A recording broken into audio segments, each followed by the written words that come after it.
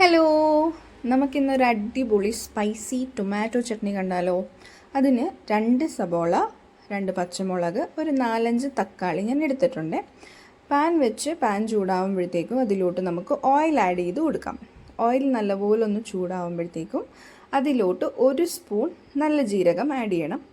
അതൊന്ന് പൊട്ടി വരുമ്പോഴത്തേക്കും നമുക്ക് ചതച്ച് മാറ്റി വെച്ചിരിക്കുന്ന വെളുത്തുള്ളി, ഞാനിപ്പോൾ ഒരു പിടിയോളം വെളുത്തുള്ളി എടുത്തിട്ടുണ്ട്. വെളുത്തുള്ളി അധികം എടുക്കും തോറും ടേസ്റ്റ് കൂടും.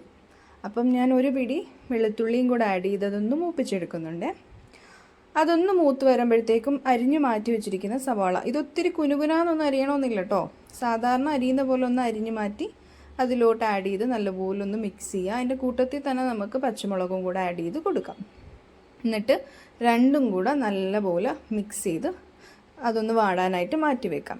അതിൻ്റെ കൂട്ടത്തിൽ ഞാൻ സൈഡിൽ തന്നെ തക്കാളിയും കൂടെ അരിഞ്ഞ് മാറ്റുന്നുണ്ട്. തക്കാളി അതുപോലെ തന്നെ കുനുകുനാന്നൊന്നും അരിയേണ്ട ആവശ്യമില്ല, സാധാരണ ഒന്ന് അരിഞ്ഞാൽ മതി. അതിൻ്റെ കൂട്ടത്തിലിട്ട് ഇതും തക്കാളിയും കൂടി ആഡ് ചെയ്തിട്ട് നമുക്കൊന്നും കൂടെ മിക്സ് ചെയ്തൊന്ന് വാടാനായിട്ട് മാറ്റാം.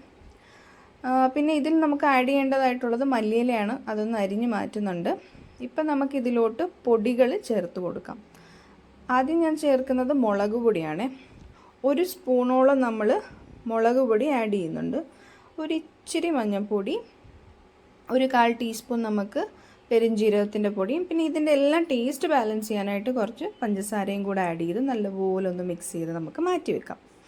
ഇത് നല്ലപോലെ ഒന്ന് വാടി വരണം. പിന്നെ ഈ പൊടികളുടെ പച്ചമണം ഒന്ന് മാറി കിട്ടാൻ വേണ്ടിയാട്ടോ. അപ്പം അതിൻ്റെ കൂട്ടത്തിൽ തന്നെ ഞാൻ മല്ലിയിലയും കൂടെ ഒന്ന് ആഡ് ചെയ്തിട്ടുണ്ട്.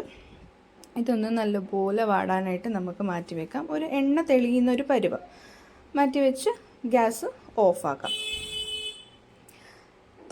തണുത്ത് കഴിയുമ്പോഴത്തേക്ക് നമുക്കതെടുത്തിട്ട് ഒരു ജാറിലോട്ട് മാറ്റി അതൊന്ന് മിക്സ് ചെയ്തെടുക്കാം. ഫൈൻ പേസ്റ്റ് ആക്കണമെന്നില്ല, എന്നാലും ഒരിച്ചിരി പേസ്റ്റ് ആക്കി എടുക്കുക.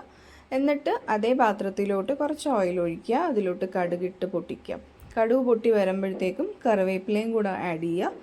അതൊന്ന് മൂക്കുമ്പോഴത്തേക്കും നമ്മൾ ഈ അരച്ച് വെച്ചിരിക്കുന്ന പേസ്റ്റ് നമുക്ക് അതിലോട്ട് ആഡ് ചെയ്ത് കൊടുത്തിട്ട് നല്ലപോലെ എണ്ണ തെളിയുന്നത് വരെ ഇത് നമുക്ക് ഇളക്കി മിക്സ് ചെയ്തെടുക്കണം. ഈ ഒരു പരുവത്തിൽ കിട്ടും നമുക്ക്. ഈ ഒരു പരുവത്തിൽ കിട്ടുമ്പോഴത്തേക്കും ബെനിഫിറ്റ് എന്താണെന്ന് വെച്ചാൽ നിങ്ങൾക്ക് കുറച്ച് അധികം ദിവസം വെക്കാൻ പറ്റും ഈ എണ്ണ തെളിഞ്ഞ് കഴിയുമ്പോഴത്തേക്കും. ഇത് ദോശയ്ക്കും ചപ്പാത്തിക്കും ചോറിന് വരെ നമുക്ക് കൂട്ടി കഴിക്കാൻ പറ്റും. നല്ല ടേസ്റ്റി ആയിട്ടുള്ളൊരു ഡിഷാണ്. Please do try it out and let me know in the comments. Definitely എല്ലാവർക്കും ഇഷ്ടപ്പെടുന്ന ഒരു റെസിപ്പി തന്നെയാണിത്.